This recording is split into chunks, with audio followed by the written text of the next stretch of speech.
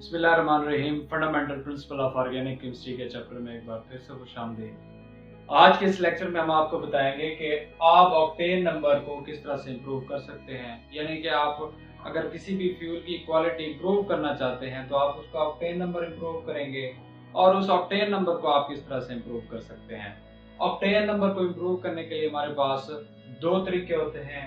पहला तरीका रिफॉर्मिंग या इसका दूसरा नाम आइसोमेराइजेशन, और दूसरा तरीका हमारे पास है भाई addition of anti knock reagents, यानी कि आप किसी भी एंटी नॉक रिएजेंट का इस्तेमाल करें फ्यूल के अंदर। तो इसके बाद हम आपको ये भी बताएंगे कि क्या कोई ऐसा फ्यूल है जो आइसो ऑक्टेन से भी सुपीरियर है, यानी कि किसी फ्यूल में आइसो ऑक्टेन के अलावा अगर उस चीज को अगर हम डाल दें तो उसका ऑक्टेन नंबर बहुत ज्यादा बढ़ सकता है, 100 से भी ज्यादा हो सकता है, इवन 124 तक जा सकता है ऑक्टेन नंबर। उसका भी हम आपको नाम बताएंगे इस लेक्चर के अंदर। तो शुरू करते हैं। सबसे पहले रिफॉर्मिंग। रिफॉर्मिंग क्या होती है? जिसमें हम स्ट्रेट चेन हाइड्रोकार्बन्स को कन्वर्ट करते हैं किस में? ब्रांच चेन हाइड्रोकार्बन्स में। तो इसको कैसे डिफाइन कर सकते हैं? The process of conversion of straight chain hydrocarbons into branch chain hydrocarbon in absence of oxygen की अदम मौजूदगी में, in absence of oxygen and in presence of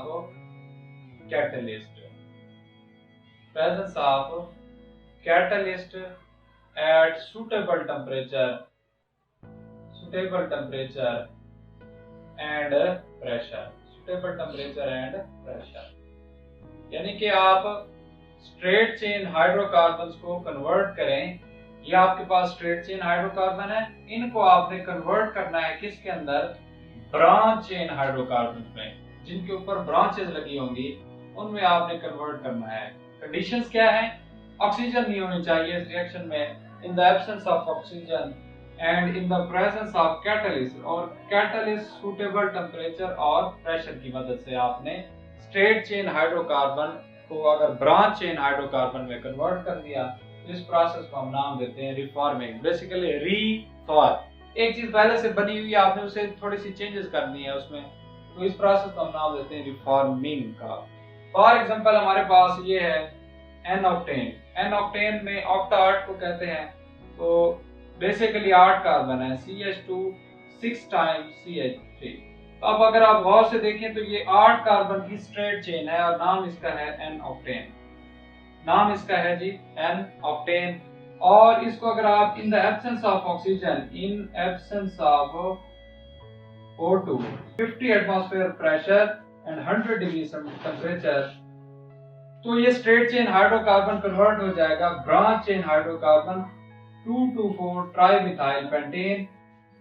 ये 2,2,4 ट्राइमिथाइल पेंटेन, CH3 बाकी बैलेंसेस आपने हाइड्रोजन से पूरी करनी है। इसका कॉमन नेम है आइसोक्टेन और इसका आईयूपैक नेम है 2,2,4 ट्राइमिथाइल पेंटेन।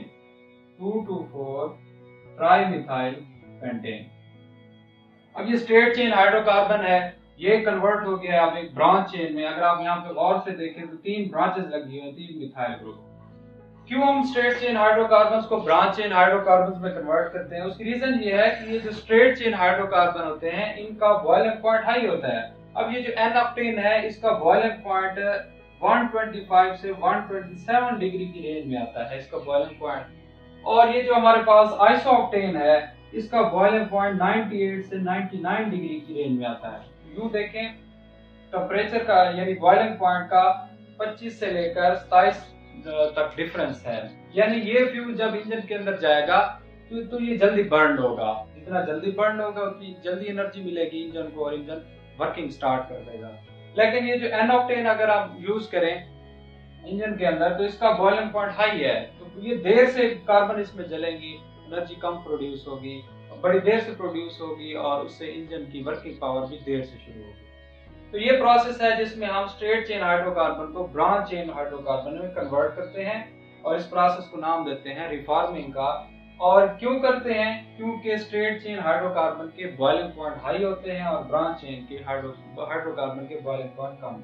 तो इसकी क्या रीजन है कि स्ट्रेट चेन के बॉइलिंग पॉइंट हाई और ब्रांच चेन के बॉइलिंग पॉइंट कम? तो इसकी रीजन ये है कि ये है स्फेरिकल शेप में। जब इसके ऊपर ब्रांचेस लग जाती हैं तो ये एक स्फेरिकल शेप में आ जाता है, इसका सरफेस एरिया कम हो जाता है। आइसोक्टेन जिस तरह है, ब्रांचेस लग जाने की वजह से इसका सरफेस एरिया कम हो जाएगा। लेकिन जब हम स्ट्रेट चेन की बात करें तो इसमें 8 कार्बन हैं, 6, 7 और 8। तो इसका सरफेस एरिया ज्यादा है, कहीं से भी इंटरमॉलिक्यूलर फोर्सेस जनरेट हो सकती हैं और जितनी इंटरमॉलिक्यूलर फोर्सेस आपस में ज्यादा डेवलप होंगी उतना ही मेल्टिंग बॉइलिंग पॉइंट हाई हो जाता है। तो इस स्ट्रेट चेन हाइड्रोकार्बन में कांटेक्ट एरिया, सरफेस एरिया ज्यादा होता है और यहाँ ब्रांचेस लग जाने की वजह से सरफेस एरिया कम हो जाता है, जिसकी वजह से इंटरमॉलिक्यूलर फोर्सेस जनरेट नहीं हो सकती। अगर होती भी हैं तो बहुत कम होती है, जिसकी वजह से मेल्टिंग बॉइलिंग पॉइंट कम हो जाता है। और ये ब्रांच चेन वाला हाइड्रोकार्बन जब आप यूज करेंगे इंजन के अंदर तो उसकी वर्किंग पावर बढ़ जाएगी, जल्द अज जल्द ये जो है जलेगा और एनर्जी फ्राहम करेगा इंजन को, जिससे इंजन जो है मैकेनिकल वर्क स्टार्ट कर देगा। तो पहला तरीका तो ये है कि आप इस तरह से ऑक्टेन नंबर को इम्प्रूव कर सकते हैं, क्योंकि हमें पता है आइसोक्टेन का ऑक्टेन नंबर 100 है। जितना हमने स्ट्रेट चेन हाइड्रोकार्बन को ब्रांच चेन में कन्वर्ट किया, ऑक्टेन नंबर उतना बढ़ता जाएगा। तो क्या हमारे पास कोई ऐसा फ्यूल भी है जिसका ऑक्टेन नंबर 100 से ज्यादा हो? तो इसका आंसर है यस जी, हमारे पास एक फ्यूल है जिसका नाम है 2,2,3 ट्राइमिथाइल ब्यूटेन।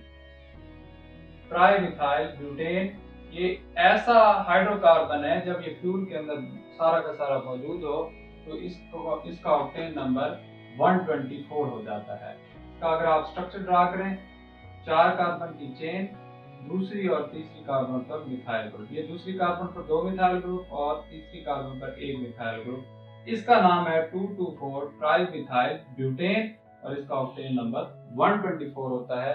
यानी कि इसमें कार्बन कम है और ब्रांचेस ज्यादा हो गई है। यहाँ 5 कार्बन की चेन थी और 3 ब्रांचेस हैं, यहाँ 4 कार्बन की चेन और 3 ब्रांचेस हैं। जाहिर सी बात है इसमें ब्रांचेस की रेशो जो है वो बढ़ गई है। यहाँ 5:3 थी, यहाँ 4:3 है। इस वजह से इसका ऑक्टेन नंबर 100 से भी ऊपर चला जाता है, 124 तक चला जाता है। तो ये वो फ्यूल है जो कि सुपीरियर है आइसोक्टेन से भी। जाहिर सी बात है ये महंगा भी होता है। उसके बाद अगर आपने ऑक्टेन नंबर को इम्प्रूव करना है तो दूसरा तरीका आपके पास है addition of anti knock reagents, यानी कि आप फ्यूल के अंदर किसी भी किस्म का एंटी नॉकिंग रिएजेंट यूज कर लें। वो हमारे पास अवेलेबल है। वो कौन सा है? पहला है हमारे पास anti knock reagent tetraethyl lead C2H5 4 times Tb। ये एंटी नॉक रिएजेंट है। ये फ्यूल के अंदर अगर आप इसे डाल दें तो फ्यूल जो है फौरन से उसका ऑक्टेन नंबर इंप्रूव हो जाता है। ये एंटी नॉक रिएजेंट है, लेकिन इसका एक नुकसान है, क्योंकि इसमें लेड मौजूद है Pb। तो Pb क्या करती है? ऑक्सीजन से रिएक्शन करके लेड के ऑक्साइड में कन्वर्ट हो जाती है।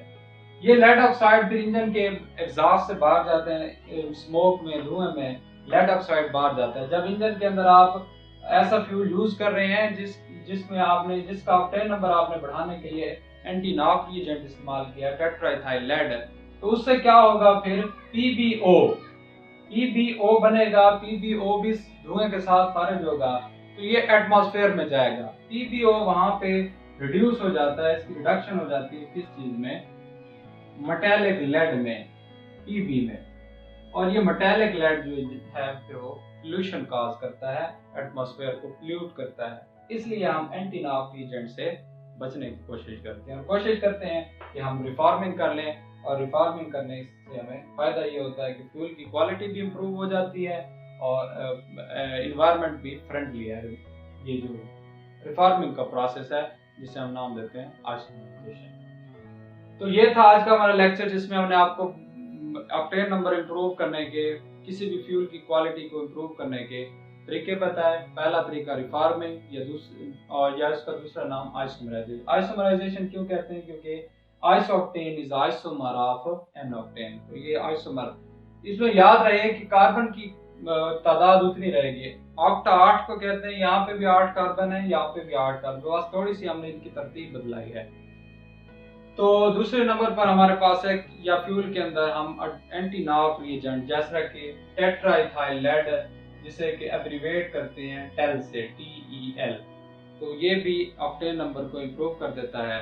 ऑक्टेन नंबर इम्प्रूव हो जाएगा तो ये अच्छी क्वालिटी का फ्यूल बन जाएगा। लेकिन इसका नुकसान ये है कि लेड जो है ऑक्सीजन से रिएक्शन करके लेड के ऑक्साइड में कन्वर्ट हो जाता है, और वो जब एटमॉस्फेयर में जाता है तो मेटेलिक लेड में रिड्यूस हो जाता है, लेड ऑक्साइड, फिर वो वहां जाके पोल्यूशन काज करता है।